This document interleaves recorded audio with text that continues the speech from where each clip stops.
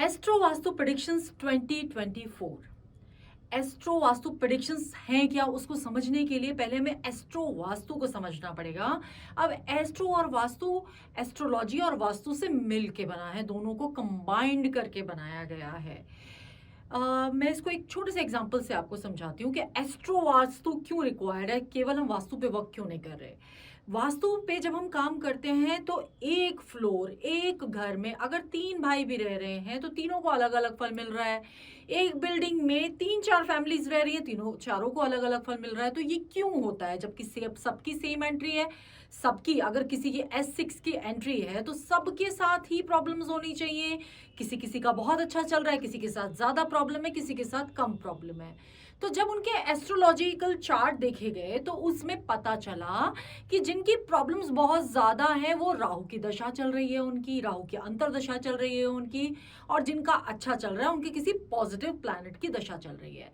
तो होता क्या है कि एस्ट्रोलॉजी में जो भी आपकी प्लैनेटरी पोजीशन होती है, जो दशाएं चलती हैं, अकॉर्डिंगली आपका जो वास्तु होता है उसमें आपको उसके फल मिलने लगते हैं। वो अच्छे भी हो सकते हैं और बुरे भी हो सकते हैं। तो दोनों चीजें कंबाइंड होके चलती हैं। कई बार आपका एस्ट्रोलॉजिकल चार्ट बहुत स्ट्रांग है मगर आपने अपने घर के वास्तु में कुछ गलतियां कर रखी हैं जो आपको नहीं पता है, तो आपको उधर बेनिफिट्स मिलने कम हो जाते हैं। इसलिए दोनों को कंबाइंड करके काम करते हैं, उसको हम कहते हैं एस्ट्रो वास्तु। अब एस्ट्रो वास्तु प्रेडिक्शंस, अब एस्ट्रो वास्तु प्रेडिक्शंस क्या है। अब मान लीजिए किसी की पत्री में उसका सूर्य वीक है तो हमने उसको एस्ट्रोलॉजी के हिसाब से, उसके एस्ट्रोलॉजिकल चार्ट के हिसाब से उसको सूर्य की remedies they the. But on the other hand अगर वो ईस्ट उसका वीक है और उसका घर में हम देखें तो हमें अगर उसकी ईस्ट के डायरेक्शन में भी हम सूर्य को स्ट्रॉन्ग कर देते हैं तो उसके एस्ट्रोलॉजिकल चार्ट और वास्तु दोनों से वो बैलेंस हो जाएगा, दोनों तरफ से उसको बेनिफिट्स मिलने लगेंगे। तो यही हम लेके आ रहे हैं। अब प्रेडिक्शंस में क्या है कि अब जैसे 2024 आ रहा है, 2024 में हर एक राशि, मेष राशि, कुंभ राशि, सारी राशियों के लिए हम अलग अलग उनको कौन सी दिशाओं पे ध्यान देने की जरूरत है। क्योंकि आपके जब हम 12 घर की बात करते हैं, जो कि आपको स्क्रीन पे दिख रहा है, जब हम 12 घर की बात करते हैं तो हर एक घर में एक डायरेक्शन भी होती है। तो वो कौन सा घर आपका इस साल में वीक हो रहा है, कहाँ आपको ध्यान देने की जरूरत है, तो हम उस डायरेक्शन पे बात करेंगे। और कौन से घर से आप बेनिफिट ले सकते हो उसके लिए हम उसकी डायरेक्शन की बात करेंगे कि वहां पर आप कुछ ऐसी रेमेडीज करो जिससे आपको बेनिफिट मिलेंगे, आपके एस्ट्रोलॉजिकल चार्ट में भी और आपके वास्तु में भी। नमस्कार दोस्तों, मैं ईशा गोयल, एस्ट्रो वास्तु एक्सपर्ट, आपके लिए लेके आई हूँ 2024 की prediction as per astro vastu. तो सबसे पहले तो आप सबको नव वर्ष की बहुत बहुत शुभकामनाएं। नया साल आपके लिए मंगलमय हो, बहुत सारी अपॉर्चुनिटीज लेके आए और बहुत सारी खुशियां लेके आए। तो अब हम स्टार्ट करते हैं हमारी एस्ट्रो वास्तु सीरीज। तो एस्ट्रो वास्तु सीरीज क्या है, हम इसमें जो बात करेंगे हमारी, आपको कुछ नहीं करना, आपकी पत्रिका D1 चार्ट या आपकी लगन कुंडली इस तरह का एक आपका बना हुआ होगा, वो आपको लेना है। और उसमें 12 घर होते हैं, अगर आप काउंट करोगे तो 12 घर होते हैं, 1 से स्टार्ट करके 12 तक होता है। तो इन 12 घरों में सबसे पहले वाला घर, जो मैं आपको समझाने के लिए मैंने हाईलाइट किया हुआ है कि जो पहला घर है उसमें जो राशि, जो नंबर लिखा हुआ है वो आपको सिर्फ फॉलो करना है। जैसे 1 नंबर अगर यहाँ लिखा हुआ है तो मैं आपको बताऊंगी 1 नंबर राशि मेष या एरीज, उसको आप फॉलो करोगे। तो ऐसे ही जब इसमें चेंज हो जाएगा तो आपका, जैसे आपका अगर 1 नंबर, इसके बाद यदि 2 नंबर आ जाता है तो वो आपका वृषभ हो जाएगा। इस तरह से ये चेंज होते चले जाएंगे, तो आपको अकॉर्डिंगली अपनी राशि फॉलो कर लेनी है। तो अब इसमें क्या है कि एक ये बहुत बड़ी लोगों को एक क्वेरी हो सकती है कि हम घर में तो 4-5 लोग रहते हैं मगर हमें किसका एस्ट्रो वास्तु चेक करना है, किसकी पत्री के अकॉर्डिंग ये रेमेडीज फॉलो करनी है। तो घर का, जिनके नाम से घर हो या जो घर का हेड ऑफ द फैमिली हो, उनके नाम से ये रेमेडीज आपको फॉलो करनी है, जो मैं आपको बताऊंगी। तो हम स्टार्ट करेंगे हमारी रैंडम, हम इसको एक नंबर्स में नहीं लेके चलेंगे, हम रैंडम कोई भी राशि ले लेते हैं। हम स्टार्ट कर रहे हैं आपकी कन्या राशि से, तो हम कन्या राशि से स्टार्ट करेंगे। तो हम बात कर रहे हैं सबसे पहले कन्या राशि की। अब कन्या राशि की जब हम बात करते हैं तो अब आप देख सकते हो कि 6 नंबर आ गया है आपके पहले घर में, तो हमने इसको आपके असेंडेंट को, लगन को राशि मान लिया है। उसके हिसाब से मैं आपको प्रेडिक्शन देने वाली हूँ 2024 के लिए। तो कन्या राशि मतलब 6 नंबर वर्गो कन्या राशि। अब कन्या जो राशि है ये बुध की राशि होती है। ऐसे लोग बहुत ऑर्गेनाइज्ड होते हैं, सुंदरता के शौकीन होते हैं, इनको ये न्याय प्रिय होते हैं, अन्याय नहीं करते हैं, सुंदर चीज़ें इनको बहुत ज़्यादा अट्रैक्ट करती हैं, अट्रैक्टिव पर्सनालिटी के होते हैं, साज सज्जा इन्हें पसंद होती है, पढ़ने के बहुत शौकीन होते हैं, सीखने के बहुत शौकीन होते हैं, मोस्टली पूरी लाइफ में कुछ ना कुछ सीखते रहते हैं टाइम टू टाइम। इनके साथ एक बहुत ही स्पेशल चीज़ होती है कि ये कम में ज़्यादा सीख पाते हैं। थोड़ा पढ़ने, अगर ये थोड़ा भी पढ़ लें तो वो उनको ज्ञान पूरा अर्जित कर लेते हैं। उसकी तरफ बहुत ज़्यादा मेहनत नहीं करनी पड़ती, तो एक तरह से बॉर्न पंडित भी होते हैं। कन्या राशि वालों का इनिशियली जो जीवन होता है, जो बचपन होता है, वो अभाव में निकलता है। ये बड़े होते हैं तो इनको अपने टैलेंट के दम पे ये आगे बढ़ते हैं। इनको बहुत सारे लोगों से धोखा मिलता है, स्पेशली अपने परिवार से धोखा मिलता है।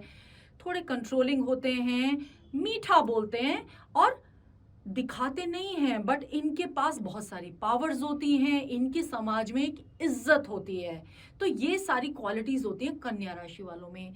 तो इनके लिए एक बहुत अच्छी टिप मेरे पास है कि आप जितने प्रेजेंटेबल रहोगे, जितने आप व्यवस्थित कपड़े पहनोगे, जितने आप सुंदर दिखोगे, उतना आपको लगन, क्योंकि कन्या लगन बुध का लगन है और बुध राजकुमार की प्रवृत्ति होती है। तो आप जितने सुंदर दिखोगे, जितने व्यवस्थित रहोगे, जितना आपका एक आपकी जो पर्सनालिटी अच्छी दिखेगी, उतने आपके लिए बेनिफिट्स होंगे। तो आपको अपनी फिजिक पे ध्यान रखना है, योगा व्यायाम जरूर करना चाहिए कन्या राशि वालों के लिए। अब जब हम बात कर रहे हैं 2024 की, तो 2024 का ऐड आता है 8 नंबर। अब जब हम एस्ट्रो वास्तु की बात करेंगे तो सबसे पहले मैं आपको बताती हूँ कि 8 नंबर शनि का नंबर है। तो एज पर न्यूमरोलॉजी ये पूरा साल आपका शनि के ऊपर चलने वाला है। आपके लिए अगर आप सही तरीके से काम कर रहे हैं तो सही चीजें हैं, क्योंकि जो शनि महाराज हैं वो बहुत न्यायप्रिय हैं, दंडनायक हैं।